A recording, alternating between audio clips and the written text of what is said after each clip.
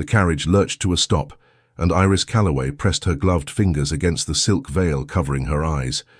3 years of this. 3 years of darkness by choice, of carefully measured steps and rehearsed hesitations. 3 years of safety. "Miss Calloway, we've arrived at Thornwick Manor." The driver's voice carried through the window, respectful but distant. Everyone spoke to her that way now, as if blindness had somehow made her fragile, something to be handled with excessive care. She waited the appropriate 3 seconds before responding. Not too quick, never too eager. "Thank you. Would you assist me, please?" The door opened and cool autumn air swept into the carriage. Through the delicate weave of her veil, Iris could see everything. The grey stone facade of the manor, the perfectly manicured gardens, the imposing oak door that represented her new prison. Or sanctuary. She hadn't decided which yet. A hand appeared before her, steady and warm. "Miss Calloway, I'm Nathaniel Greaves, Duke of Thornwick. Welcome to your new home." His voice surprised her, deep, yes, but gentler than she'd expected. Most men of his position barked their authority. This one seemed to offer it quietly, as though power didn't need to be shouted. She extended her hand with practiced uncertainty, letting it hover slightly off target. He caught it smoothly, his fingers closing around hers with careful pressure, enough to guide, not to trap. "Your Grace." She kept her face angled slightly away from him, a habit perfected over countless interactions. "You're very kind to accept guardianship of someone so burdensome." Burdensome? She heard the frown in his voice as he helped her down from the carriage. "Your mother and mine were dear friends. When I heard of your circumstances, accepting your guardianship wasn't kindness, it was obligation, a welcome one." Iris felt the solid ground beneath her feet and made a show of orienting herself, turning her head as though listening to the space around her. In truth, she was cataloguing everything: the climbing roses on the eastern wall, the slight crack in the third step, the way his dark hair fell across his forehead when he leaned closer to speak to her. "The steps are just ahead," Nathaniel said, positioning himself at her elbow. 4 of them, wide and shallow. "I've had additional railings installed on both sides. And inside I've made arrangements to ensure your comfort. My housekeeper, Mrs. Dunham, has removed any unnecessary obstacles from the main corridors." Guilt twisted in Iris's chest, sharp and familiar. He'd changed his home for her, for a lie. "You didn't need to go to such trouble," she murmured. It wasn't trouble. His hand remained steady at her elbow as they climbed the steps. "Everyone deserves to move freely in their own home. This is your home now, Miss Calloway." The entrance hall opened before them, and Iris fought to keep her expression neutral. Thornwick Manor was magnificent. Vaulted ceilings, gleaming marble floors, portraits of stern-faced ancestors watching from gilt frames.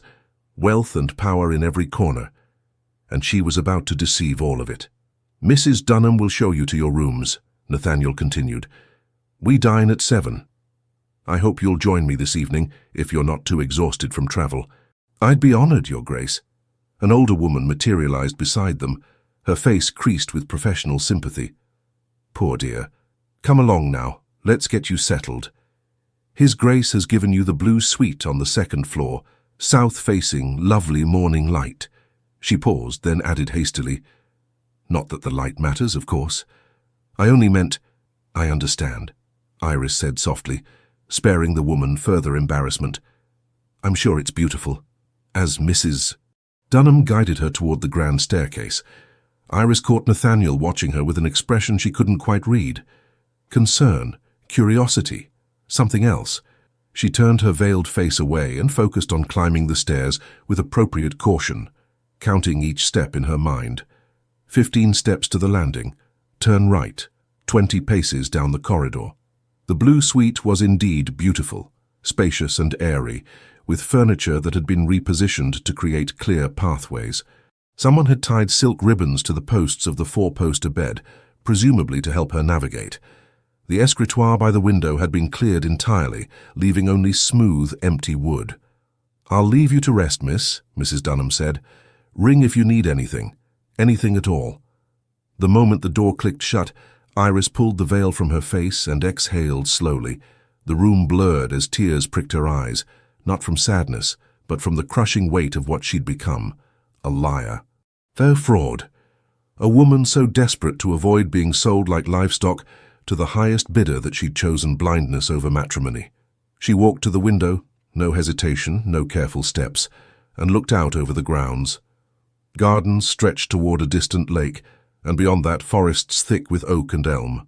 Beautiful, isolated, perfect. 3 years ago, when her parents' carriage had overturned on a rain-slick road, Iris had inherited their crumbling estate and a parade of opportunistic suitors, men who'd smiled at her father's funeral and proposed before the burial flowers had wilted. Men who'd wanted her inheritance, her property, her name, everything except her. The last one had been the worst. Lord Pembroke, 40 years her senior, with wandering hands and breath that reeked of brandy. He'd cornered her in her own drawing room and informed her that marriage was inevitable. "A woman alone cannot manage an estate," he'd said, his fingers bruising her wrist. "You need a man's guidance." That night, Iris had made her choice. She'd dismissed most of the servants, citing financial difficulties. She'd begun wearing the veil. She'd learned to move through her home with eyes closed, to hesitate before doorways, to turn her face toward voices instead of faces. The suitors had vanished within weeks. After all, who wanted a blind wife? Who would risk defective heirs? She'd won her freedom and lost herself in the process. A soft knock interrupted her thoughts. "Miss Calloway?" "It's His Grace. May I enter?" Iris scrambled to replace the veil, securing it quickly. "Yes, of course." Nathaniel stepped inside, and she noticed he left the door properly ajar, respectful of propriety even in his own home. "I wanted to ensure you have everything you need, Mrs. Dunham can be, of course, enthusiastic in her helpfulness." "She's been wonderful," Iris assured him. "As have you, Your Grace. These accommodations are far more than I expected." "Nathaniel," he corrected gently. "If we're to live under the same roof, formality seems excessive. May I call you Iris?" The sound of her name in his voice did something strange to her pulse. "Yes, I'd like that." He moved closer, and she tracked his approach through the veil. The confident stride, the way he clasped his hands behind his back, as though restraining the impulse to reach out. "I know this must be overwhelming. A new home, a new guardian. If you need time to adjust, please don't feel obligated to dine with me this evening." "I want to," she said, surprising herself with the truth in it. "I've been alone for a long time. Company would be nice." His smile was small but genuine. "Then I'll look forward to it. 7 o'clock, I'll come to escort you down." After he left, Iris sank onto the bed and dropped her face into her hands. This was supposed to be simple. Accept guardianship, maintain the pretense, avoid marriage, live quietly until she reached her majority and could claim full control of her inheritance. She hadn't accounted for kindness, hadn't expected a duke who installed railings and worried about her comfort, hadn't prepared for the guilt that came with deceiving someone who seemed genuinely decent. The afternoon passed in careful exploration. Iris memorized the layout of her suite, then ventured into the corridor with appropriate caution, one hand trailing along the wall. A maid spotted her and immediately rushed to assist. "Oh, miss, you shouldn't be wandering alone. Let me help you back to your room." "I'm only trying to familiarize myself with the house," Iris protested gently. "So, of course. But His Grace would have my head if anything happened to you. Come, let me show you to the drawing room. You can rest there until dinner." The drawing room was warm and comfortable, with a fire crackling in the hearth. The maid settled Iris in a chair near the window, "For the warmth, miss," and disappeared to fetch tea. Through her veil, Iris studied the room. Paintings of landscapes and hunting scenes lined the walls. Books filled floor-to-ceiling shelves. A pianoforte stood in the corner, its surface gleaming. Everything spoke of wealth and taste and a life completely foreign to her own reduced circumstances.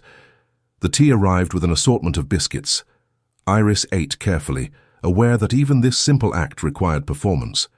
She reached for her cup with slight hesitation, felt for the saucer's edge, lifted with both hands. Every movement calculated, every gesture a lie. "You play beautifully." Iris jerked, nearly spilling her tea. She hadn't heard Nathaniel enter. "I'm sorry." "The pianoforte." He gestured toward the instrument. My mother mentioned in her letters that you were quite accomplished. Before I lost my sight." She set down her cup carefully. "Yes, I played. The instrument is yours to use, if you'd like. I could have it moved to your rooms if that would be more comfortable." The offer was so casually generous that it stole her breath. "That's not necessary. I haven't played in years. I'm not sure I'd remember." Muscle memory is a curious thing. Nathaniel settled into the chair across from her. "My sister Beatrice says that losing one sense often sharpens the others. Perhaps your fingers would remember what your eyes can't see." Iris stilled. "Your sister is blind since birth." His voice carried no pity, only matter-of-fact affection. "She lives with my mother at our country estate in Somerset. Beatrice is remarkable. She reads, embroiders, even rides with assistants. She's never let her blindness define her." The irony cut deep. Here Iris sat, using blindness as a shield, while Nathaniel clearly loved and admired his sister for overcoming the very condition Iris was faking. "She sounds extraordinary," Iris managed. "She is." Nathaniel leaned forward, his expression earnest. "Which is why I wanted you to know. I don't see your blindness as a limitation, Iris. I see it as merely one aspect of who you are. You're welcome here not out of pity, but because you deserve a home, a real one." Iris felt the words lodge in her throat. How did she respond to that? How did she accept kindness built on deception? "Thank you," she whispered, hating how inadequate it sounded. They sat in comfortable silence for a moment, the fire crackling between them. Then Nathaniel spoke again, his tone lighter. "I should warn you, my cousins Marcus and Julian will be dining with us this evening. They assist with managing the estate's business interests. They can be somewhat tedious in their conversation. Feel free to plead exhaustion if they begin discussing crop rotations." Iris smiled despite herself. "I'll keep that in mind." "Good." He stood and she heard the smile in his voice. "I'll return at 7 to escort you down. Try not to let Mrs. Dunham fuss over you too much in the meantime." After he left, Iris sat perfectly still, her mind racing. This was going to be harder than she'd anticipated. Much harder. Because Nathaniel Greaves wasn't the cold, distant aristocrat she'd expected. He was kind, thoughtful. The sort of man who made accommodations for a blind ward without making her feel less than whole. The sort of man she could actually like. And that made lying to him infinitely worse. At precisely 7 o'clock, Nathaniel knocked on her door. Iris had prepared carefully. A simple dinner gown in deep green, her veil securely in place, her expression composed. She rose when he entered, turning her face toward his voice. "You look lovely," he said, and she thought she heard genuine warmth in it. "Thank you, though I'll have to trust your judgment on that." "Then trust it." He offered his arm. "Shall we?" The dining room was everything Iris had expected. Long mahogany table, crystal chandeliers, more silver than one household could possibly need. 2 men already sat at the table, both rising as she entered. "Gentlemen, may I present Miss Iris Calloway, my ward? Iris, these are my cousins, Marcus and Julian Greaves." "Miss Calloway?" The first voice was smooth, practiced. "Marcus," she presumed. "What a pleasure. Nathaniel has told us so much about you." "Has he?" Iris angled her head toward the voice, keeping her expression pleasantly neutral. "I hope he hasn't oversold my limited charms." A pause. Then Julian laughed, higher pitched than his brother's voice, slightly nervous. "You're charming already, Miss Calloway. Please sit." Nathaniel guided her to a chair, his hand steady on her elbow. He waited until she was settled before taking his own seat at the head of the table. Dinner began with practiced efficiency. Servants appeared with courses: soup, fish, roasted pheasant. Iris ate with careful attention, reaching for utensils with slight hesitation, cutting her food into smaller pieces than necessary. "So, Miss Calloway," Marcus said after the soup course, "Nathaniel mentioned you've been living alone at your family's estate since your parents' passing. That must have been terribly difficult." "It was an adjustment," Iris replied carefully. "But I managed." "Managed?" Julian's tone carried an edge of disbelief. "Forgive me, but how does a blind woman manage an estate alone?" Nathaniel's voice cut across the table, sharp as a blade. "The same way anyone manages, with intelligence and determination." Iris's blindness doesn't diminish her capabilities, Julian. Of course not, Julian backtracked quickly. I meant no offense. None taken, Iris said smoothly, though she noted the exchange. Nathaniel had defended her without hesitation. Another layer of guilt to add to the growing pile. The conversation drifted to estate business, tenant concerns, crop yields, investments. Iris listened with half an ear, more focused on the dynamics around the table. Marcus spoke with casual authority, as though he had every right to direct the estate's affairs. Julian deferred to his brother, but watched Nathaniel with something that looked like calculation. We've been considering the textile mill investment we discussed, Marcus said, swirling wine in his glass. The returns could be substantial if we act quickly. The report seemed promising, Nathaniel agreed, but I want to review the contracts more thoroughly before committing funds. Time-sensitive opportunities rarely wait for thorough review, cousin. Marcus smiled, but it didn't reach his eyes. Trust is sometimes more valuable than caution. Nathaniel's expression remained neutral. In business, I prefer to trust numbers rather than promises. Iris caught the tension beneath the polite words. These men might be family, but there was something here, some undercurrent of conflict she couldn't quite identify. The meal continued with lighter topics. Marcus asked about London gossip. Julian mentioned an upcoming house party. Nathaniel answered with practiced politeness, but seemed distracted, his attention drifting occasionally to Iris. She wondered what he saw when he looked at her. A fragile creature to be protected, a burden accepted out of family obligation, or something else entirely. Miss Calloway, do you ride? Julian asked suddenly. Iris paused, fork halfway to her mouth. I used to. Before. Pity. The grounds here are perfect for morning rides.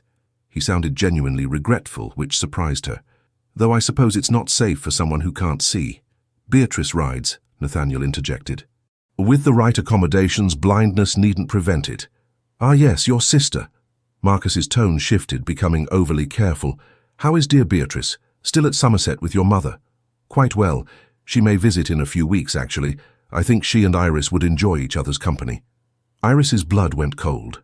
A visit from Nathaniel's truly blind sister, someone who would immediately recognize Iris's deception. This was a complication she hadn't anticipated. That would be lovely, she said, hoping her voice didn't betray her panic. After dinner, Nathaniel escorted her to the drawing room for tea. His cousins made polite excuses and disappeared toward what Marcus called the business office.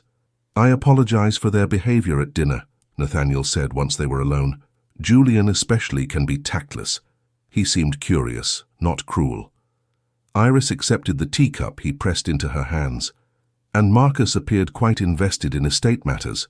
Too invested sometimes. Nathaniel's voice carried an edge of frustration. They've been helpful since my father's death, but occasionally they forget whose estate this actually is. Family can be complicated. Indeed. He settled into the chair beside her, closer than strictly proper. Tell me about yours. Your parents, were you close? The question caught her off guard. Most people avoided mentioning her dead parents, as if grief were contagious. Very close, she said softly. My father taught me to read Latin. My mother insisted I learn estate management, even though society claimed ladies had no head for such things. She smiled at the memory. They were unconventional. They sound wonderful. I'm sorry you lost them. So am I. The words came out more raw than she'd intended. Everything changed after they died. The estate, the suitors, the... She stopped herself before saying too much. The suitors? Nathaniel's voice sharpened. They bothered you. Some were more persistent than others. Iris chose her words carefully. They saw opportunity in my circumstances. A young woman alone with property to claim. It became uncomfortable. And then you lost your sight. Yes. The lie tasted bitter on her tongue. And then I lost my sight. Silence stretched between them. Then Nathaniel spoke, his voice softer than before. I'm glad you're here, Iris. I know this arrangement wasn't your choice, but I hope you'll come to see Thornwick as more than just a refuge. I hope you'll see it as home. Iris turned her veiled face toward him, wishing desperately that she could meet his eyes honestly. You're very kind. I'm not kind, I'm merely trying to be decent. He stood, and she heard the rustle of fabric as he straightened his jacket. "It's late. Let me escort you to your room." They climbed the stairs in comfortable silence, his hand light on her elbow. At her door he paused. "Sleep well, Iris. Tomorrow, if you'd like, I could show you the gardens. They're accessible enough, and the morning air is pleasant this time of year." "I'd like that." And she would. Despite everything, despite the lies and the guilt, she genuinely wanted to spend more time with him. That realization terrified her more than any suitor ever had. In her room alone, Iris removed the veil and stared at her reflection in the mirror. Green eyes stared back, clear, functional, damning. "What are you doing?" she whispered to herself. But she knew the answer. She was lying. She was hiding. She was doing exactly what she'd done for 3 years, choosing safety over truth, isolation over vulnerability. And now she was lying to a man who'd shown her nothing but kindness. Iris pressed her palms against the cool glass of the mirror. Tomorrow she would walk the gardens with Nathaniel. She would maintain her deception. She would continue this careful dance of half-truths and calculated movements.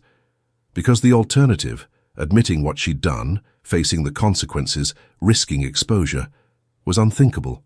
Or so she told herself as sleep finally claimed her, dreams haunted by dark eyes, and a voice that asked for trust she couldn't give.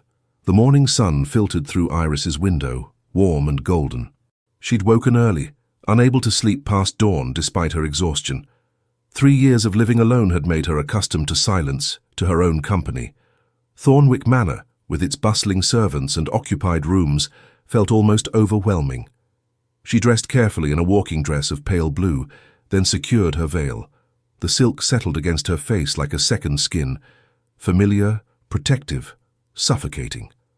A knock at the door announced breakfast. A young maid entered with a tray, her movements careful and overly cautious. "His Grace thought you might prefer to breakfast in your room, miss, until you're more comfortable with the house." Translation: Nathaniel was trying to spare her the awkwardness of navigating an unfamiliar dining room. More kindness, more guilt. "That's very thoughtful," Iris said. "Please convey my thanks." After the maid left, Iris ate mechanically, her mind elsewhere. She needed to establish routines, patterns that would make her deception sustainable. The longer she stayed at Thornwick, the more careful she'd have to be. Another knock interrupted her thoughts. "It's Nathaniel. Are you ready for our walk?" Iris rose, smoothing her skirts. "Yes. Give me just a moment." She opened the door to find him dressed for the outdoors, boots, riding coat, hair slightly tousled from the morning breeze. He looked less like a duke and more like a country gentleman, and the transformation was dangerously appealing. "The gardens are at their best in morning light," he said, offering his arm. "I thought we'd start with the rose garden. The paths there are smooth and easy to navigate." They descended the stairs together, Iris counting each step out of habit. Outside, the air carried the scent of autumn, wood smoke, damp earth, the last roses clinging to their vines. Nathaniel guided her along a gravel path, his pace deliberately slow. "There are benches every 20 paces or so. I'll warn you before we reach them. You've thought of everything." "I've tried. Beatrice has taught me much about accommodation. She's fiercely independent, but she also knows when to accept help gracefully." He paused. "I hope you'll feel comfortable asking for assistance when you need it." "I will." Another lie. Iris had spent 3 years learning to need no one. They walked in silence for a few minutes, the only sounds birdsong and gravel crunching beneath their feet. Iris could see everything, the carefully pruned rose bushes, the ornamental fountains, the distant maze of hedges. She saw it all, and pretended she saw nothing. "Tell me about your estate," Nathaniel said suddenly. "Calloway House, isn't it? What's it like?" Iris felt her throat tighten. "Smaller than this. Older. It was built in Queen Elizabeth's time, all stone and drafty corridors. My mother always complained about the cold, but my father loved the history of it." "You sound fond of it." "I am. It's home. Or it was." She hesitated, then added quietly, "I had to dismiss most of the staff. The estate wasn't generating enough income, and I couldn't justify keeping people on when I could barely pay them." "That must have been difficult." "Making people redundant is always difficult. But living alone was... She trailed off, unsure how to explain. It was necessary, because of the suitors. Yes. Iris turned her face toward the sound of water. A fountain, she could see it just ahead. When I was sighted, they pursued me for my inheritance. When I became blind, they disappeared. It's remarkable how quickly desirability fades when a woman is perceived as defective. Nathaniel stopped walking, and she felt his hand tighten on her arm. You're not defective. I know that. But they didn't. The words came out sharper than she'd intended. I'm sorry. I shouldn't speak so bitterly. You're allowed to be bitter. What you experienced was... He stopped himself, seeming to search for words. Men who would abandon you for losing your sight aren't worthy of your time or thoughts. Perhaps, but their abandonment gave me something valuable. Freedom. For the first time in my life, no one was trying to control me, marry me, or manage me. I was simply left alone. Is that what you want? To be left alone. The question hung in the air between them. Iris didn't have an answer. 3 years ago, solitude had felt like salvation. Now, standing in morning sunlight with Nathaniel's steady presence beside her, she wasn't sure anymore. I want, she said carefully, to make my own choices, to live on my own terms. Then that's what you'll have here. I'm not your jailer, Iris. I'm merely a concerned friend. Friend. The word settled warm in her chest, dangerous and welcome all at once. They continued walking, and Nathaniel described the gardens with casual detail, the types of roses, the fountain imported from Italy, the hedge maze his grandfather had planted. His voice was soothing, and Iris found herself relaxing despite her circumstances. Then he said something that made her freeze. The conservatory is just ahead. I've had it converted into a sort of indoor garden. The paths are marked with different textures, smooth stone, rough gravel, wooden boards. Beatrice designed it when she visited last year. She said varying textures help with navigation. Another reminder of his sister. Another layer of deception Iris would have to maintain. Inside the conservatory, warmth and humidity enveloped them. Iris could see exotic plants, flowers in impossible colors, vines climbing toward the glass ceiling. It was beautiful. It was wasted on her, supposedly. Nathaniel guided her along a path, and she felt the texture change beneath her feet, stone to gravel to wood, just as he'd described. Beatrice can identify plants by scent alone, he said. She's better at it than I am, honestly. Perhaps she could teach you when she visits. Perhaps. Iris's voice came out strained. Are you tired? We can return to the house. No, I'm fine, just overwhelmed. This is all so different from what I'm accustomed to. They found a bench near a cluster of orchids. Nathaniel helped her sit, then settled beside her, close enough that she could feel the warmth of him, but not improper. May I ask you something personal? His voice carried a note of hesitation. Iris tensed. Of course. Do you ever miss it? Seeing? The question pierced straight through her careful defenses. She couldn't tell him the truth, that she saw everything, that she'd never stopped seeing. But she also couldn't lie completely, not about something this raw. Every day, she whispered. And that, at least, was honest.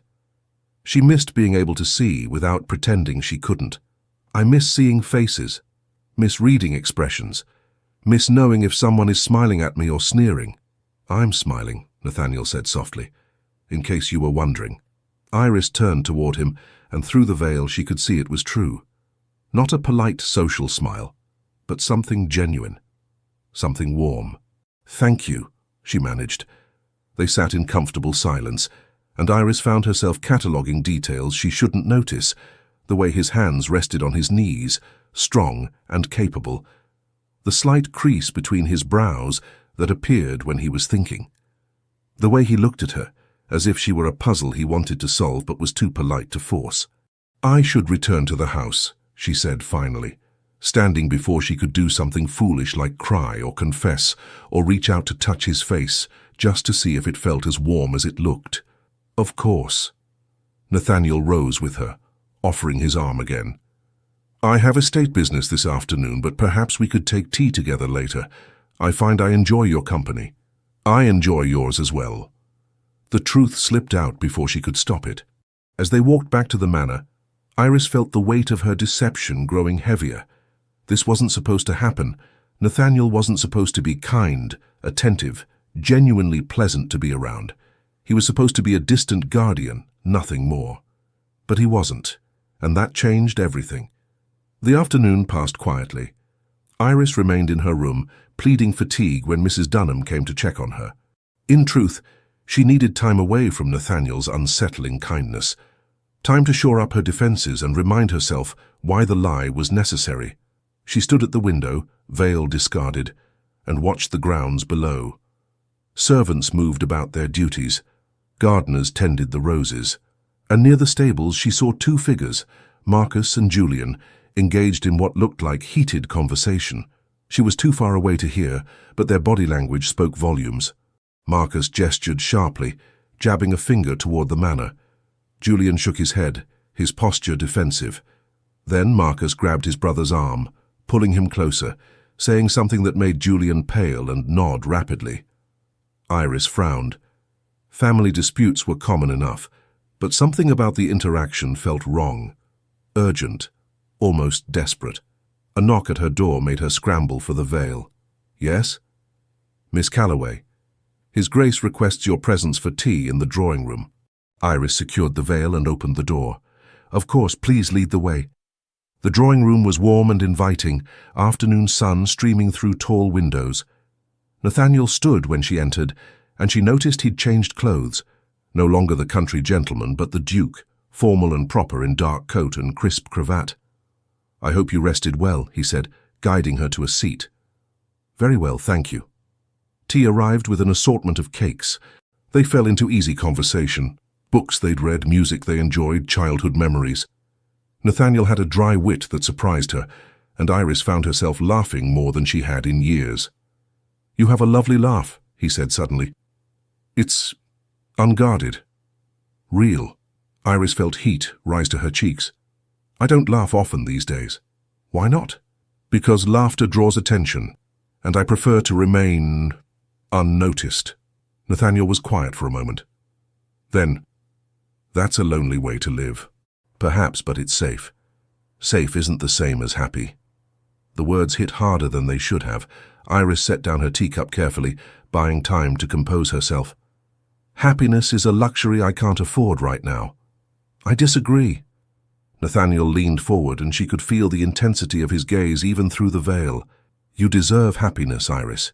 You deserve laughter and companionship and all the things you've denied yourself. Your blindness doesn't negate your worth. If only he knew.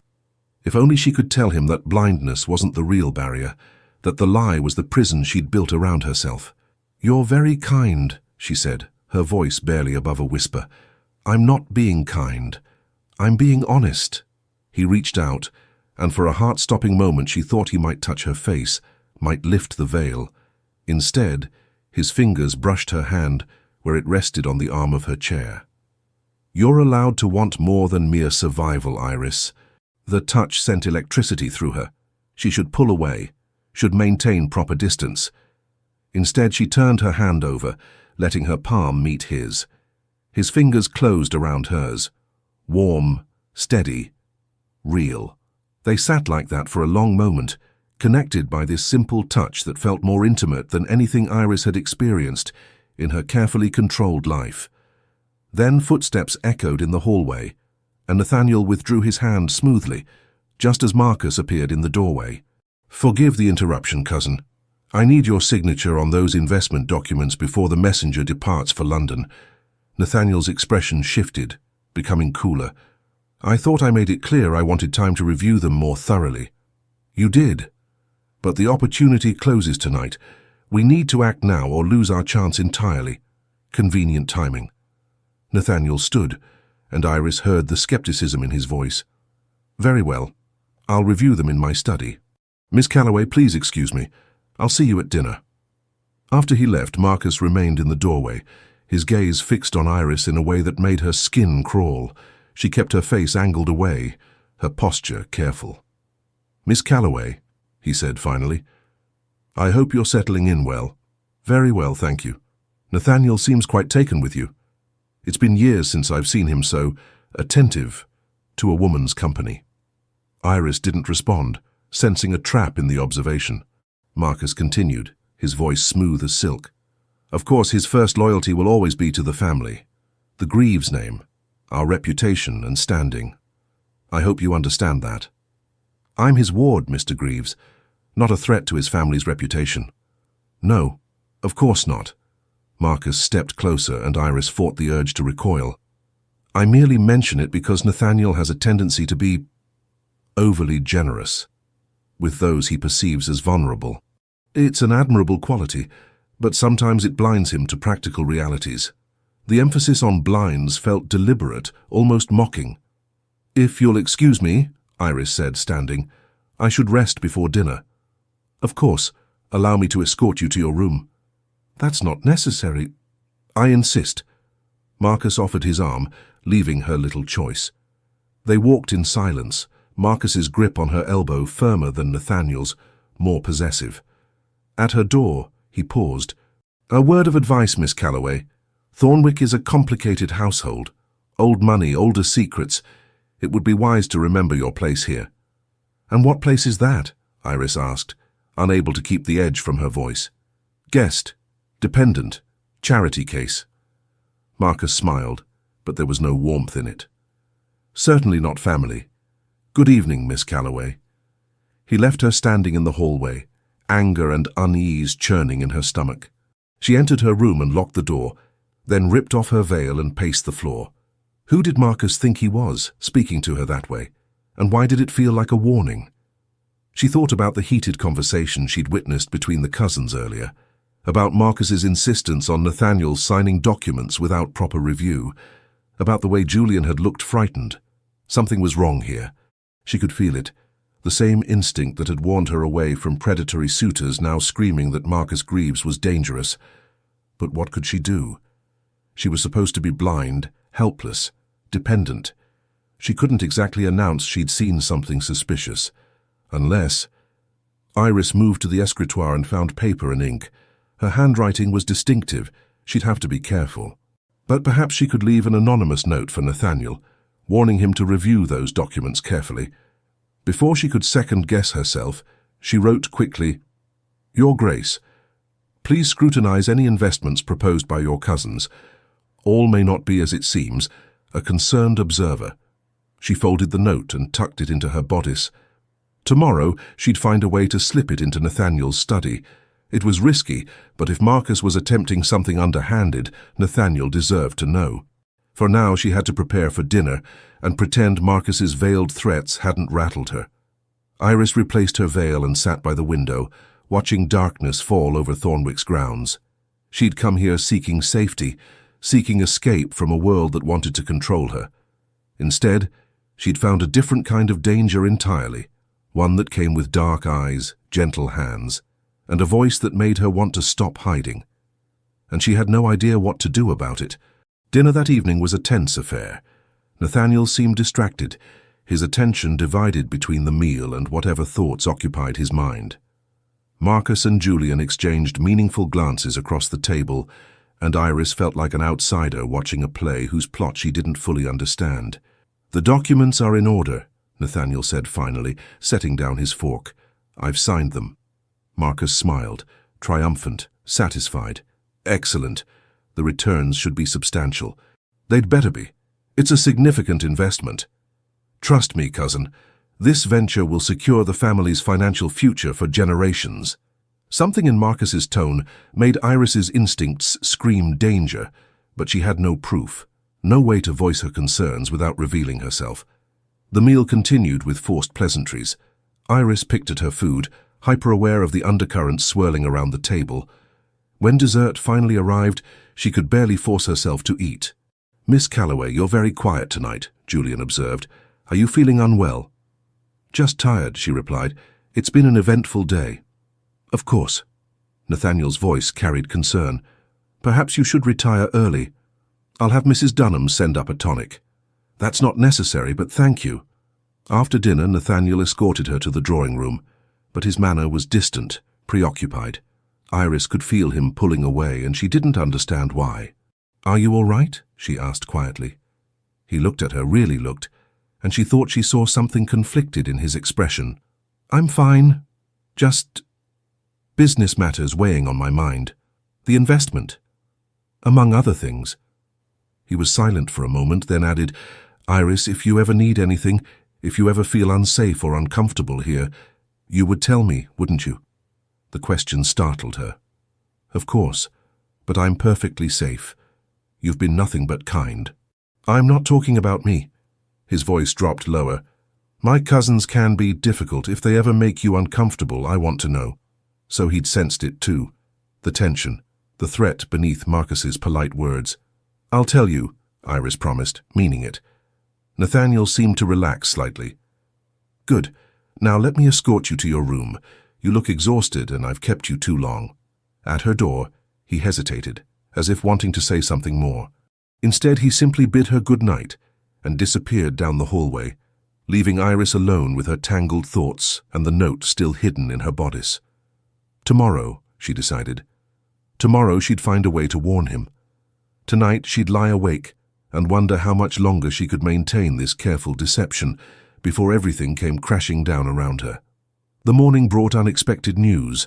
Iris was breaking her fast when Mrs. Dunham appeared, her expression troubled. "His Grace left early for London, miss. Business matters that couldn't wait. He asked me to convey his apologies and said he'd return within the week." A week? Iris felt her stomach drop. She'd planned to slip the warning note into his study today, and now he was gone. "Did he say what business?" Iris asked carefully. "Something about investments and contracts. Mr. Marcus and Mr. Julian accompanied him."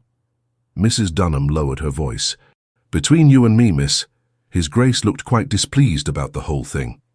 After the housekeeper left, Iris sat perfectly still, her mind racing. Nathaniel had signed Marcus's documents, and now they'd all gone to London together. This felt wrong, very wrong. She needed to know what was in those papers. Rising, she made her way carefully down the hallway, too carefully, aware that servants might be watching. At Nathaniel's study door, she paused. If she was caught entering alone, it would be suspicious. But if she didn't look, she might miss the chance to protect him from whatever his cousins were planning. The study was empty, mercifully. Iris slipped inside and closed the door quietly behind her. For the first time since arriving at Thornwick, she removed her veil while outside her room. The freedom was dizzying. She moved quickly to the desk, rifling through papers. Most were standard estate business, tenant agreements, crop reports, correspondence. Nothing about investments. Then she found it, a copy of the contract Nathaniel had signed. She scanned the pages quickly, her heart sinking with each paragraph. It wasn't just an investment. It was a transfer of assets hidden beneath layers of legal language. By signing, Nathaniel had essentially given Marcus control over a significant portion of the Thornwick holdings. Not permanently, but for a period of 2 years, to facilitate the efficient management of investment returns. It was legal theft, wrapped in proper terminology. Iris's hands shook as she set down the papers. She needed proof, needed to show Nathaniel what he'd actually signed. She was reaching for the documents when the study door opened. Iris spun around, her heart in her throat, expecting a servant. Instead, she found herself staring at Marcus Greaves. For a long moment, neither of them moved. Marcus's eyes traveled from her unveiled face to the papers on the desk, to her obviously seeing eyes, wide with shock and guilt. Then he smiled. "Well, well," he said softly, closing the door behind him. "This is interesting." Iris's mind raced. Lie, confess, attack. "You're not blind," Marcus continued, moving closer. "How long have you been deceiving Nathaniel?" "I don't know what you—" "Don't!" He grabbed her wrist, his grip bruising. "I saw you reading those contracts. Blind people don't read standard text, Miss Calloway. So let's not waste time with denials." Iris tried to pull away, but his hold tightened. "Let go of me." "In a moment. First, we need to discuss terms." "Terms? You keep quiet about what you've discovered in those documents, and I keep quiet about your little deception. Nathaniel would be devastated to learn his ward has been lying to him so thoroughly, don't you think?" The threat was clear. Iris felt trapped, cornered by her own lies. "Why are you stealing from him?" she demanded. He's your family. Marcus laughed, cold and bitter. Family. Nathaniel inherited everything. The title, the estates, the fortune. Julian and I got nothing but the privilege of managing his wealth while he plays the benevolent duke. Well, I'm tired of managing other people's money. It's time I managed my own. This is fraud. This is justice. And you're going to help me keep it hidden. Because if you don't, I'll tell Nathaniel everything. The blindness, the lies, the 3 years of deception. Imagine his face when he learns the truth. Imagine his disappointment. The words hit like physical blows. Because Marcus was right, Nathaniel would be devastated, betrayed. Everything they'd built, the tentative friendship and growing trust, would shatter. I need time to think, Iris said, hating how weak her voice sounded. You have until Nathaniel returns from London. 1 week to decide, his financial future or your comfortable deception. Marcus released her wrist and stepped back. Choose wisely, Miss Calloway, and put your veil back on. Wouldn't want the servants to notice anything unusual. He left her alone in the study, and Iris sank into Nathaniel's chair, trembling. This couldn't be happening. She'd come to Thornwick to escape complications, and now she was drowning in them. She could tell Nathaniel the truth, about her sight, about Marcus's scheme, everything. But that meant losing his trust, his friendship, possibly his protection. She'd be exposed, vulnerable, exactly what she'd spent 3 years avoiding. Or she could stay silent, keep her secret, and watch Marcus steal from a man who'd shown her nothing but kindness. Iris pressed her hands against her face, willing herself not to cry. There had to be another way. Some solution that didn't require choosing between her safety and her conscience. She just had to find it. Replacing her veil with shaking hands, Iris left the study and returned to her room. The next week would determine everything. Her future, Nathaniel's fortune, and whether the connection between them could survive the truth, and Iris had absolutely no idea which choice would destroy her more completely. The week passed in agonizing slowness. Iris remained in her room as much as possible, pleading illness to avoid Marcus. But he found ways to remind her of their arrangement, meaningful glances during meals, casual mentions of Nathaniel's return, once even a note slipped under her door that read simply, "Tick-tock." She tried to formulate a plan. If she could find additional proof of Marcus's fraud, something undeniable, perhaps she could expose him without revealing her own deception. But she had no access to business records, no way to investigate without drawing suspicion. On the 5th day, Iris received unexpected news. "Miss Calloway." Mrs. Dunham appeared at her door, slightly flustered. "There's a young lady arrived, Lady Beatrice Greaves. She says she's His Grace's sister and wishes to meet you." Iris felt the room tilt. Beatrice, Nathaniel's truly blind sister, arrived early and unannounced.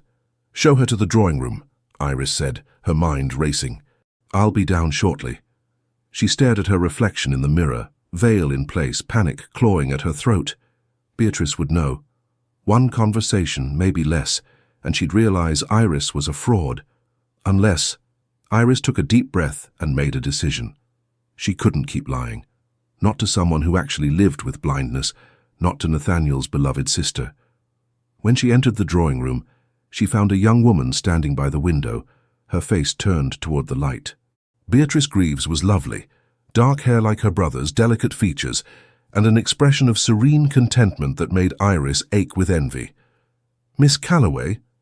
Beatrice turned toward her voice, smiling. "I'm so pleased to finally meet you. Nathaniel has written such wonderful things about you in his letters." "Has he?" Iris's voice came out strangled. "Oh yes, he said you were intelligent and funny and that you had a spirit he found quite refreshing." Beatrice moved toward a chair with easy confidence, her hand trailing along the furniture to guide herself. "I hope you don't mind my arriving unannounced. I convinced Mother to let me visit early. I've been dying to meet you." Iris sat carefully, watching Beatrice's movements. Everything about the young woman was natural, unaffected. The way she tilted her head to listen, the way her hands rested in her lap, still but not rigid, the way her eyes didn't quite focus on anything specific. "Your brother has been very kind," Iris managed. "Nathaniel is kind to everyone, but he spoke of you differently, with warmth. It's been a long time since I've heard that tone when he discusses a woman." Beatrice leaned forward conspiratorially. I think he's quite taken with you. I'm just his ward. You're more than that. I can hear it in your voice when you speak of him. Could she? Iris felt exposed, vulnerable in a way she hadn't expected. They talked for over an hour, about books, music, life at Somerset. Beatrice was charming and witty, with none of the bitterness Iris might have expected from someone dealt her particular hand. Instead, she spoke of her life with joy and acceptance. People pity me sometimes, Beatrice said at one point. They assume blindness makes me helpless or miserable, but I'm neither. I have limitations, yes, but I also have abilities others don't appreciate. I notice things sighted people miss. The tremor in a voice that betrays a lie. The shift in breathing that indicates discomfort. Blindness has taught me to see the world differently. Guilt twisted in Iris's chest. You're remarkable. I'm simply myself. Beatrice tilted her head. May I ask you something personal? Of course. When did you lose your sight? Here it was. The moment of truth. Iris could lie, could maintain the deception with Beatrice just as she had with everyone else. But looking at this young woman's honest face, at the genuine warmth in her expression, she couldn't do it. I didn't, Iris whispered. I can see perfectly. Silence filled the room. Beatrice's expression didn't change, but something shifted in her posture, a tension that hadn't been there before. I see, she said finally. Or rather, you see. How long have you been pretending? 3 years, since my parents died. The confession poured out of Iris in a rush. I was being pursued by men who only wanted my inheritance. When I claimed to be blind, they left me alone. It was supposed to be temporary, just until I reached my majority, but then your brother offered guardianship, and I thought... You thought you'd continue the lie? Yes. Iris felt tears burning behind her eyes. I'm sorry. I know how this must seem. Using your condition as a shield, lying to your brother. It's unforgivable. Beatrice was quiet for a long moment. Then, why are you telling me this now? Because I can't lie to you, not you. You've lived the reality I've been faking. You deserve better than my deception. And my brother? Doesn't he deserve better too? Yes. Heavens, yes. Iris's voice broke. He deserves the truth. But if I tell him, I lose everything. His protection, his trust, possibly even my safety. The men who pursued me before will return once they know I can see. So you're trapped by your own lie. Yes. Beatrice stood and moved toward Iris with uncanny accuracy. She reached out, her hand finding Iris's shoulder with gentle pressure. I should be angry, she said softly. You've appropriated my experience for your own benefit. You've deceived my brother, whom I love dearly, but I find I'm not angry, I'm sad. Sad? For you. Because you've built a prison around yourself and called it safety. Because you've denied yourself the chance to be truly seen. Beatrice's fingers squeezed gently. My brother is falling in love with a ghost, Iris. With someone who doesn't fully exist. Don't you think he deserves to love the real you? The words shattered something inside Iris. She bowed her head, tears finally spilling free. I don't know if the real me is worth loving. Then you're a fool. Beatrice's voice carried surprising steel. I've spent an hour with you, and I can already see qualities worth treasuring. Intelligence, wit, vulnerability beneath your careful control. You're not your deception, Iris. You're what's underneath it. Your brother will hate me when he knows. Perhaps he'll surprise you. Beatrice returned to her seat. I won't tell him. This is your confession to make in your own time. But you can't hide forever. Eventually the truth finds us all. Iris wiped her eyes carefully, grateful for the veil that hid her tears. Thank you for not exposing me. I'm not protecting you. I'm protecting my brother. He needs to hear this from you, not from me. Beatrice's expression softened. But know this, when you do tell him, I'll be there. Not to condemn you, but to help him understand, and maybe to help you both find a way forward. Why would you do that? Because Nathaniel has been alone for too long, and despite your lies, I think you might be good for him. The real you, I mean, not the ghost you've been playing. They sat together in silence, and Iris felt something shift inside her. A crack in the armor she'd built, letting in dangerous light. She'd told the truth to Beatrice. She'd survived the confession. Perhaps she could tell Nathaniel too. Perhaps. That evening, Marcus found her in the hallway outside her room. "I saw Beatrice arrive," he said, his voice low and threatening. "Did you tell her about our arrangement?" "I told her nothing that concerns you." "Good. Keep it that way. Nathaniel returns tomorrow. I trust you've made your decision." Iris met his eyes through her veil, and for the first time since he'd confronted her, she felt something other than fear. She felt anger. "I'll tell Nathaniel everything," she said clearly. "About your fraud and about my deception, all of it." Marcus's expression darkened. That would be very unwise. Possibly, but it's the right thing to do. The right thing? He laughed harshly. You've spent 3 years lying about being blind, and now you want to claim moral high ground? Nathaniel will see you for the manipulative fraud you are." "Perhaps, but at least I'll have stopped being one." Iris pushed past him toward her room. "Do your worst, Marcus. I'm done hiding." She closed and locked the door behind her, her heart hammering. She'd done it. She'd chosen. Conscience over comfort, truth over safety. Now she just had to survive the consequences. Nathaniel returned to Thornwick the next afternoon, looking exhausted and troubled. Iris watched from her window as his carriage pulled up, as he climbed down and stood for a long moment staring up at the house, as if it were a burden rather than a home. Marcus and Julian arrived shortly after in a separate carriage, both wearing expressions of smug satisfaction that made Iris's skin crawl. That evening, Nathaniel joined her and Beatrice for dinner. His manner was strained, distracted.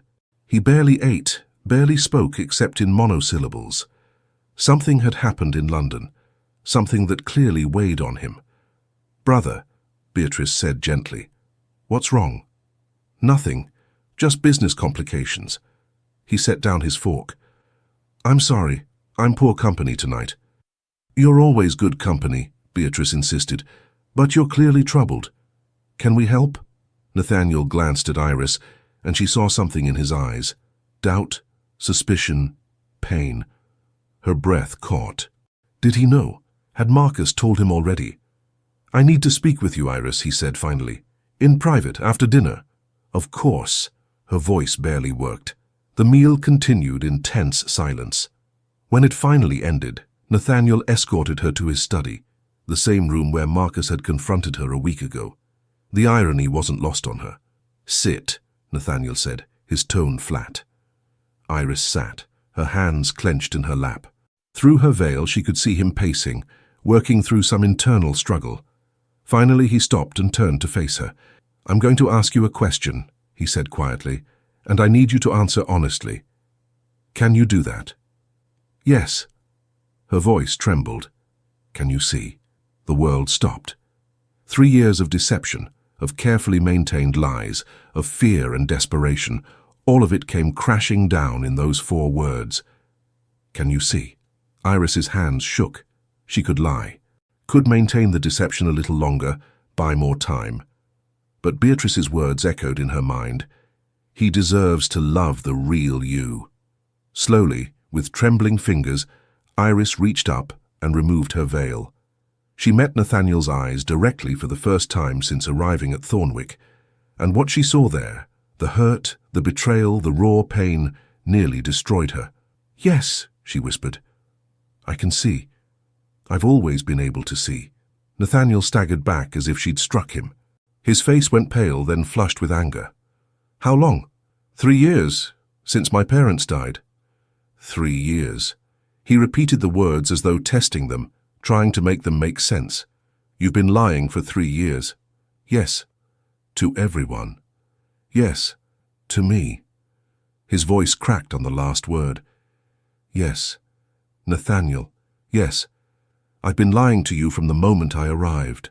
Iris stood, tears streaming down her face. "I'm so sorry. I never meant..." "Never meant what? Never meant to deceive me so thoroughly? Never meant to make a mockery of my sister's actual blindness? Never meant to lie to my face while I made accommodations and worried about your safety and..." He broke off, turning away from her. "Good Lord, Iris. I was afraid." The words sounded pathetic even to her own ears. "After my parents died, Men pursued me for my inheritance. They were relentless, cruel. One of them cornered me, told me I'd have no choice but to marry. So I decided to become someone they wouldn't want, someone defective. So you chose blindness. My sister's reality became your costume. I know how it sounds. I know it's unforgivable. Iris moved toward him, desperate to make him understand. But it worked. They left me alone. For 3 years I was finally safe, free to live on my own terms, until you came here. Until I offered you guardianship out of respect for our mother's friendship, until I opened my home and my... He stopped himself. And you continued the lie. I was going to tell you.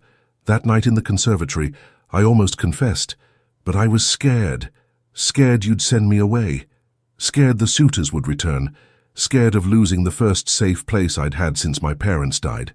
Nathaniel finally turned to face her, and the coldness in his expression was worse than any anger. I had a sister who lived with blindness every day of her life. I've watched her struggle and adapt and overcome. I thought I understood what you were experiencing. I thought I could help you the way I've helped Beatrice. His voice dropped to a whisper. I thought I was seeing you.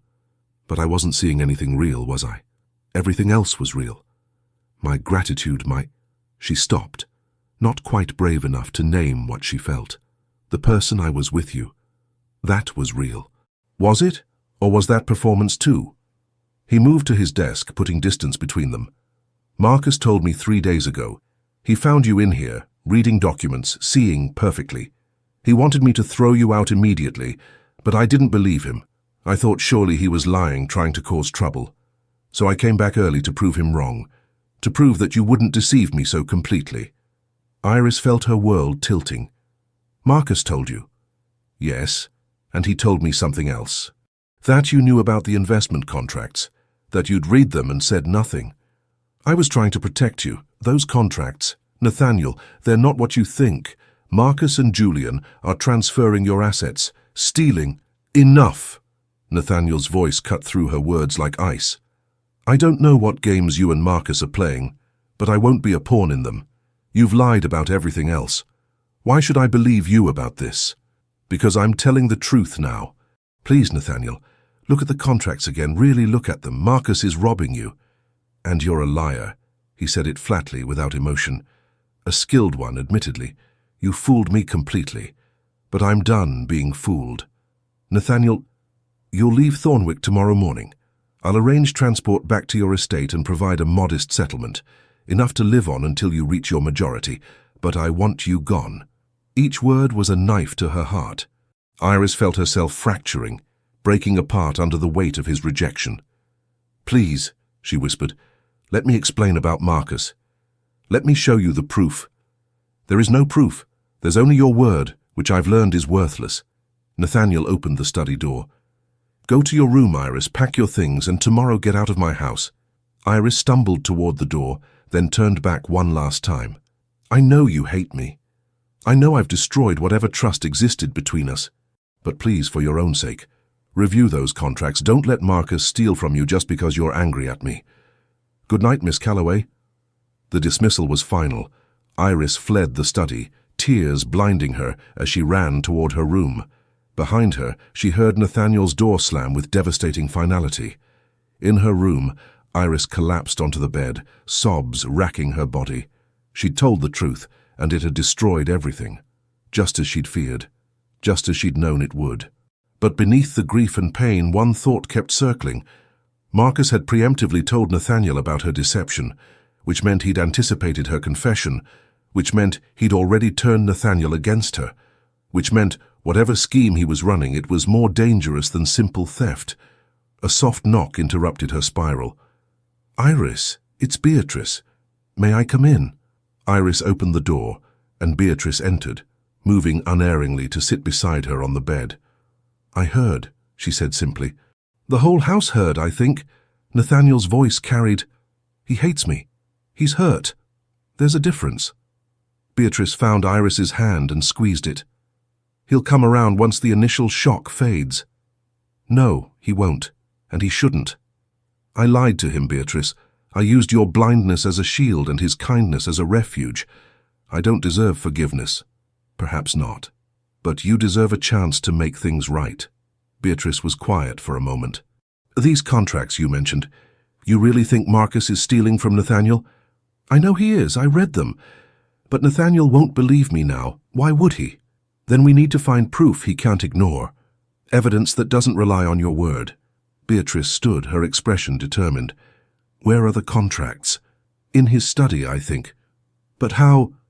I may be blind, Iris, but I'm not helpless.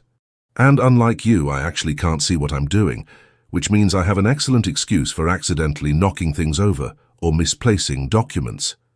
She smiled grimly. Sometimes perceived weakness is its own kind of power. Iris stared at her. You'd help me, after everything. I'm helping my brother. You're just the means to do it. But Beatrice's tone was gentle, almost affectionate. Besides, I think you genuinely care for Nathaniel. Liars don't cry like you're crying. Together they formulated a plan. Beatrice would go to Nathaniel's study under pretense of speaking with him. While there, she'd accidentally cause enough chaos to require assistance. In the confusion, Iris could slip in and retrieve the contracts, the real evidence of Marcus's fraud. It was risky. If they were caught, Nathaniel would never forgive either of them. But it was the only chance they had to protect him. And maybe, possibly, the only chance for Iris to prove that despite her lies, her concern for him was genuine. An hour later, they put the plan in motion. Beatrice made her way to the study, and Iris followed at a distance, pressed into shadows. She heard Beatrice's voice. Nathaniel, I need to talk to you about Iris. Not now, Beatrice. Yes, now. Brother, she made a mistake. A crash. The sound of books tumbling, glass breaking. Beatrice, are you hurt? I'm fine, I just knocked into your desk, everything's falling. Nathaniel, help me. In the chaos, Iris slipped through the door. Nathaniel was helping Beatrice, his back turned. The contracts lay on the desk, partially buried under fallen books. Iris grabbed them, her heart pounding, and fled before anyone could see her. Back in her room, she spread the documents on her bed and read carefully, making notes. The fraud was subtle but undeniable. Assets transferred, funds redirected. Marcus and Julian named as temporary administrators with frighteningly broad powers. But she needed more than just the contracts. She needed proof of intent, of deliberate deception. Iris thought about the heated conversation she'd witnessed between Marcus and Julian that first week. They'd been arguing near the stables, and Marcus had grabbed Julian's arm. The stables. Perhaps there were records there, correspondence, receipts, something that would prove the brothers were working together to defraud Nathaniel. It was after midnight, but Iris couldn't wait until morning. She'd be gone by then, sent away before she could help. Wrapping herself in a dark cloak, Iris slipped out of the house and made her way across the grounds toward the stables. The night was cold, moonless, perfect cover for her desperate mission. The stables were quiet except for the soft sounds of horses. Iris found a small office in the back, probably used by the head groom. She lit a candle and began searching. It took an hour, but she finally found it, a ledger hidden behind a loose board. Inside, records of payments, bribes to solicitors, forged documents, and most damning, letters between Marcus and Julian discussing their plan to drain Thornwick's resources before Nathaniel realized what was happening. Well, this is unfortunate. Iris spun around. Marcus stood in the doorway, Julian behind him. Both looked grim. Looking for something, Miss Calloway? Marcus moved closer, and Iris saw a pistol in his hand. Or should I say, Lady Spy? Iris backed away, clutching the ledger. Nathaniel will see this. He'll know what you've done. No, he won't, because you're going to have a terrible accident. A blind woman, wandering around in the dark, fell into the lake and drowned. So tragic, so preventable. I'm not blind, remember? But everyone thinks you are, and by the time your body is found, that's what they'll believe. Poor, unfortunate Miss Calloway, too proud to ask for help, even at night. Marcus raised the pistol. I'm sorry it came to this. You should have taken my offer. You won't get away with this. Beatrice knows I was investigating you. Beatrice knows nothing, and even if she suspects, she has no proof. We'll make sure of that. Julian shifted uncomfortably. Marcus, perhaps we don't need to— Shut up. Marcus cocked the pistol. "This ends now." Iris braced herself, her mind screaming. This couldn't be how it ended. Not here. Not like this. Then a voice rang out from behind the brothers. "Put down the weapon, Marcus." Nathaniel stepped into the candlelight, his expression deadly. And behind him, a group of men Iris didn't recognize. Official-looking, serious. Marcus froze. "Nathaniel, this isn't what it looks like. It looks like you're threatening my ward with a pistol. It looks like you've been embezzling from my estate. It looks like you're about to commit murder to hide your crimes." Nathaniel moved closer, and even in the dim light, Iris could see his rage. "Did you really think I wouldn't notice? That I wouldn't investigate when things didn't add up? She told you." Marcus glared at Iris with pure hatred. "That lying bitch. She tried to tell me. I didn't listen. My mistake." Nathaniel gestured to the men behind him. "But I did listen to my solicitor in London, who noticed irregularities in the contracts, and I listened to my banker, who found suspicious transactions, and I've spent the past 3 days gathering evidence of your fraud." The men moved forward, one of them taking the pistol from Marcus's nerveless fingers. Julian collapsed against the wall, his face ashen. "You can't do this," Marcus said desperately. "We're family. You stopped being family the moment you stole from me, the moment you threatened someone under my protection." Nathaniel's voice was cold as winter. "You'll both face prosecution. I've made sure of it." As the men led Marcus and Julian away, Nathaniel finally turned to Iris. She stood frozen, still clutching the ledger, tears streaming down her face.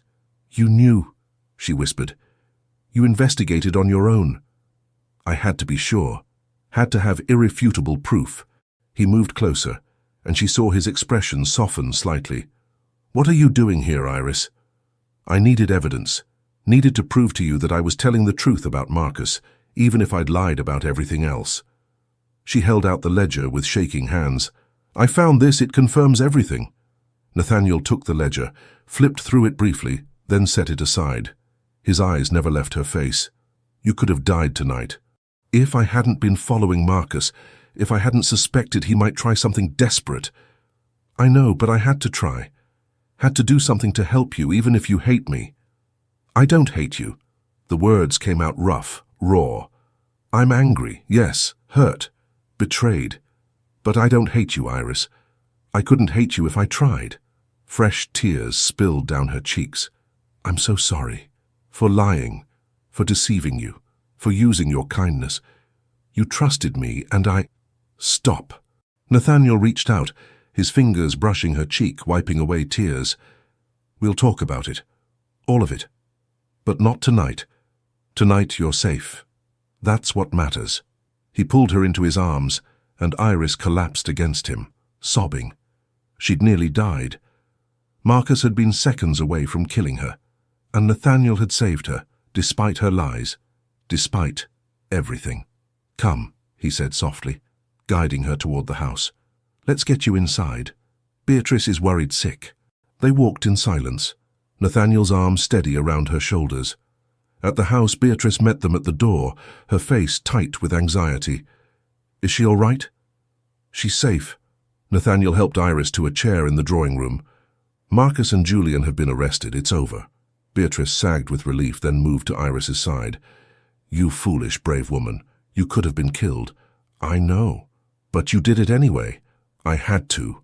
Nathaniel ordered tea, and they sat together in the quiet drawing room while servants bustled about, preparing rooms for the magistrate who would arrive in the morning to take statements. Finally, Beatrice excused herself. "You two need to talk. Properly." She squeezed Iris's hand as she passed. "Be honest. Both of you." After she left, Nathaniel sat across from Iris, his expression unreadable. "Tell me," he said quietly. "Tell me everything. From the beginning. No more lies." So Iris did. She told him about the suitors, about Lord Pembroke's threats, about the desperate choice to pretend blindness. She told him about the 3 years of isolation, the loneliness, the fear that had become her constant companion. And she told him about Thornwick, about how his kindness had made her guilty, how his presence had made her want to stop hiding, how terrifying it had been to realize she was developing genuine feelings for him. "I knew it was wrong," she finished, her voice hoarse from talking. "I knew I should tell you, but I was a coward. I chose safety over honesty, and I hurt you in the process. I don't expect forgiveness. I just need you to understand why." Nathaniel was silent for a long time, his gaze fixed on the fire. When he finally spoke, his voice was measured, careful. "I understand fear. I understand desperation. But Iris, you didn't just lie to me. You made me complicit in your deception. Every accommodation I made, every adjustment I implemented, all of it reinforced your false narrative.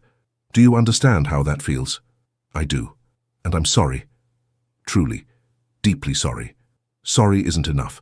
He looked at her then, really looked at her eyes meeting his, at her unveiled face, at the real her. "But maybe it's a start." Hope flickered in Iris's chest. "A start? You risked your life tonight. For me. For the truth. That counts for something." Nathaniel stood, and she thought he might leave. Instead, he held out his hand. "Walk with me." Iris took his hand, warm, steady, real, and let him lead her out onto the terrace. Dawn was breaking over Thornwick's grounds, painting everything in shades of gold and pink. "When I first learned you could see," Nathaniel said, staring out at the sunrise, "I felt like everything between us had been a lie. The conversations, the laughter, the connection I thought we'd built. All of it seemed false." "It wasn't false. Not the important parts. I know that now. Tonight, when I saw you in that stable facing down Marcus with nothing but a ledger and sheer determination, that was real. That was you." He turned to face her. "But I need to know something. If things had been different, if Marcus hadn't threatened you, if there had been no scandal or danger, would you ever have told me the truth?" Iris considered lying, considered giving him the answer he wanted to hear, but she'd promised no more lies. "I don't know," she admitted. "I'd like to think I would have, that eventually I would have found the courage. But honestly, I might have hidden forever if I could, because telling the truth meant losing you, and losing you terrified me more than any suitor ever did." Nathaniel absorbed this, his jaw tight. Then, slowly, he nodded. "Thank you for your honesty. Even now, it's the least I owe you." They stood in silence as the sun rose higher, warming the cold autumn air. Iris didn't know what came next. Didn't know if Nathaniel would send her away or let her stay or something in between, but she knew this. She'd told the truth. All of it. And somehow, impossibly, she'd survived. That had to be worth something. "I need time," Nathaniel said finally. "Time to process this, to understand what I feel beneath the anger and hurt. But Iris, I don't want you to leave. Not yet. You don't?" "No.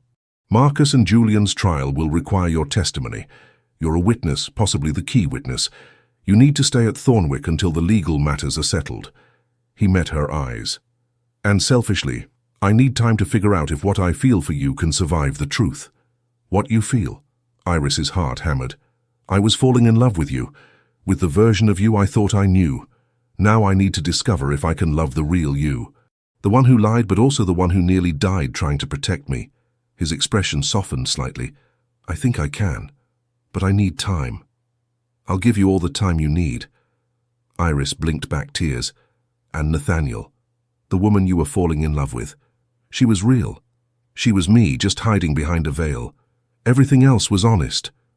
"Then let's find out if honest is enough." Over the following days, life at Thornwick shifted into an uneasy new normal. Marcus and Julian remained in custody, awaiting trial. The magistrate took statements from Iris, Nathaniel, and several servants. The ledger she'd found became key evidence. Nathaniel was cordial but distant, maintaining proper boundaries. He no longer sought out her company or offered his arm during walks. Instead, he treated her with careful politeness, as a guest, not a ward. Certainly not as anything more. It hurt. But Iris understood. She'd shattered his trust, and trust didn't repair overnight. Beatrice, however, remained steadfastly in Iris's corner. "He's processing," she explained one afternoon, as they sat in the conservatory. "Nathaniel takes time with emotional matters. He'll come around." "Maybe. Or maybe he'll realize he can't forgive me. That would be fair. Fair, perhaps. But sad. Beatrice tilted her head. Do you love him? Iris startled. It's a simple question. Yes. The admission came easier than she'd expected. I love him. Not the idea of him or his protection or his position. Him, his dry humor, his kindness to you, the way he thinks before he speaks, the way he defended me even when he was angry. She laughed bitterly. I fell in love with him while lying to his face. I'm not sure that makes me a romantic or a monster. Perhaps a bit of both. Humans are complicated. Beatrice smiled. For what it's worth, I think he loves you too. He's just afraid to admit it. Why afraid? Because loving you means forgiving you, and forgiveness feels like vulnerability. Nathaniel has always been the strong one, the protector. Admitting he loves someone who hurt him, that requires a different kind of strength. Iris hoped Beatrice was right, but as days turned into a week and Nathaniel's polite distance continued, she began to lose hope. Then, one evening, he knocked on her door. May I come in? Iris nodded, stepping aside. He entered, looking tired but resolute. I've been thinking, he said without preamble, about what you said, about everything being real except the blindness. It was true. I know, and I've realized something. He moved to the window, staring out at the darkening grounds. When I replay our conversations, our walks, the moments when I thought we were connecting, they still feel genuine. Your laugh, your wit, your observations about life, those couldn't have been performed. They were you. They were me. Iris moved closer, heart pounding. The truest version of me I've been in 3 years. Then I need to ask you something. If we could start over, if I could court you properly, honestly, with no deception between us, would you want that? Iris felt her breath catch. Court me. Yes. I want to know the real Iris Calloway, the woman who's brave enough to risk death for someone else's fortune, the woman who confessed to my sister, even though it could have ruined her, the woman who... He turned to face her fully. The woman I'm fairly certain I'm in love with despite my better judgment. You love me? I'm trying not to. You're infuriating and complicated, and you've made my life infinitely more difficult. His expression softened. But yes, I love you, even angry, even hurt. I love you. Iris felt tears slip free. I love you too. I love you so desperately it terrifies me. He crossed the distance between them in 3 strides and pulled her into his arms. The kiss was inevitable, necessary. 3 weeks of tension and longing and carefully maintained distance combusting into something desperate and real. When they finally broke apart, both breathing hard, Nathaniel rested his forehead against hers. No more lies, he murmured. Promise me. No more hiding. No more lies, Iris promised. No more hiding. Just me. Just us. That's all I want. They stood like that for a long moment, holding each other in the quiet room.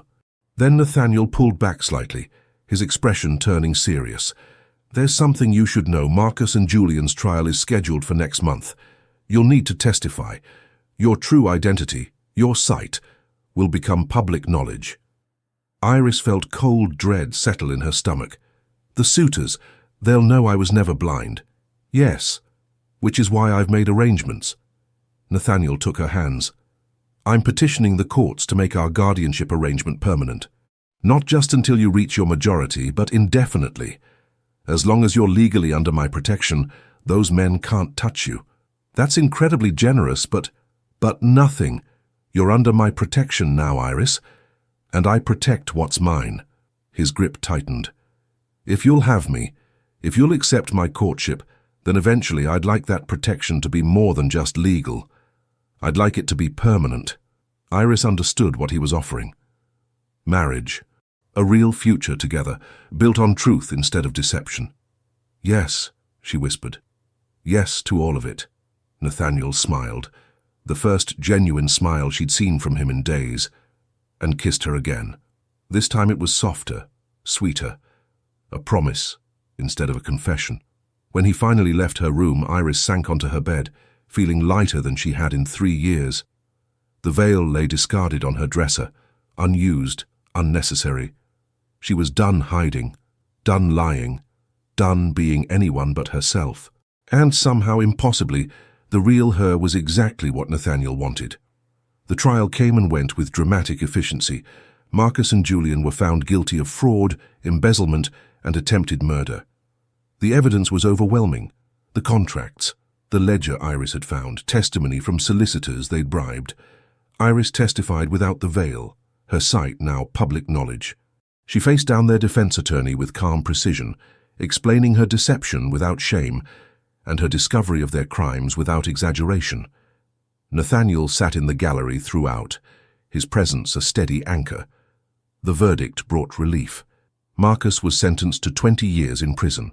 Julian, who had cooperated with authorities, received a lighter sentence of 10 years. Both were stripped of their family connections and rights to any Greaves property. After the trial, Nathaniel took Iris for a long walk through Thornwick's gardens. "It's over," he said simply. "They can't hurt you or me or anyone else." "It feels surreal." Iris breathed in the autumn air, enjoying the simple freedom of walking without performance. "For 3 years I lived in fear, and now you're free, truly free." They walked to the conservatory where they'd first really talked, where Nathaniel had told her about Beatrice, and Iris had begun to realize her deception couldn't last forever. "I have something for you," Nathaniel said, pulling a small box from his pocket. Iris's heart raced. "Nathaniel! Wait, let me say this." He opened the box, revealing a ring, simple, elegant, perfect. "Iris Calloway, you're stubborn and reckless, and you drove me half mad with your lies. You're also brave and clever, and the most fascinating woman I've ever met. I love you, all of you, the parts that are easy to love and the parts that are complicated. Will you marry me?" Iris looked at the ring, at Nathaniel's hopeful face, at the future stretching before them, honest and real and terrifying in the best possible way. "Yes," she said, laughing through tears. "Yes, absolutely yes." He slipped the ring onto her finger and kissed her, and for the first time in 3 years Iris felt completely, utterly seen, not in spite of her truths, but because of them. 3 months later, Iris stood in Thornwick's drawing room, her hand resting on her stomach. Nathaniel was in his study working through correspondence, while Beatrice sat nearby embroidering with uncanny precision. "You're going to tell him soon, I assume?" Beatrice asked without looking up. Iris smiled. "How do you always know? You've been queasy in the mornings. You declined wine at dinner last week, and you keep touching your stomach like it's something precious." Beatrice set down her embroidery and turned her face toward Iris. "I'm happy for you. Both of you. Thank you. For everything. For not condemning me. For helping me find my way back to the truth. You found your own way. I just pointed you in the right direction." Beatrice stood and embraced her. "Now go tell my brother he's going to be a father before he notices on his own and feels left out." Iris found Nathaniel bent over estate reports, his brow furrowed in concentration. She moved behind him and wrapped her arms around his shoulders. "You're distracting me," he murmured, but he leaned into her touch. "Good. I have something important to tell you." He turned in his chair, pulling her onto his lap. "More important than tenant disputes and crop rotations? Impossible. I'm pregnant." Nathaniel froze, his eyes going wide. "You're pregnant? We're going to have a baby." For a moment he just stared at her, then his face broke into the most brilliant smile Iris had ever seen. He stood, lifting her with him, spinning her around. "A baby. We're having a baby." He set her down carefully, suddenly cautious. "Should I be careful? Are you all right? Do you need to sit down?" Iris laughed. "I'm fine, perfectly healthy, just happy. Terrified, but happy. I'm terrified too, and deliriously happy." Nathaniel cupped her face in his hands. "I love you so much. Thank you for this gift. Thank you for seeing me, for loving me anyway." Iris leaned into his touch. "For teaching me that being seen isn't weakness. It's the only way to truly live." They stood like that, holding each other, thinking about the future that stretched before them. A future built on truth and trust and love that had survived deception and pain and come out stronger. Outside the study window, Thornwick's gardens bloomed with late autumn roses. Inside, two people who'd found each other in spite of lies, held on to each other and the promise of tomorrow. Iris had spent 3 years hiding in darkness, using blindness as a shield against the world. Nathaniel had taught her that being seen, truly, completely, honestly, wasn't something to fear. It was the greatest gift one person could give another, and she'd finally learned to accept it. Thank you for staying with Iris and Nathaniel through every twist, every revelation and every hard-won moment of truth. Their journey from deception to devotion moved me as I told it, and I hope it moved you too.